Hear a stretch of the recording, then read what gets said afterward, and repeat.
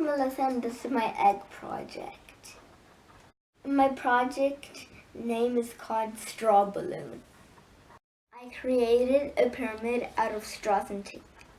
Cover the egg in bubble wrap.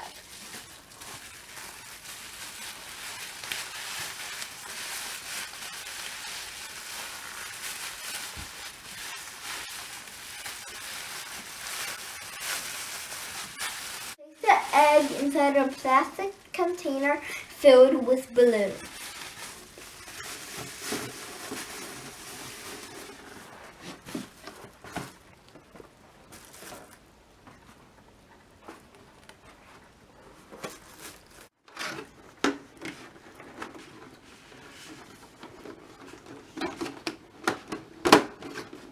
Put some rubber bands to secure the lid. This is the final product. We're going outside and test it out.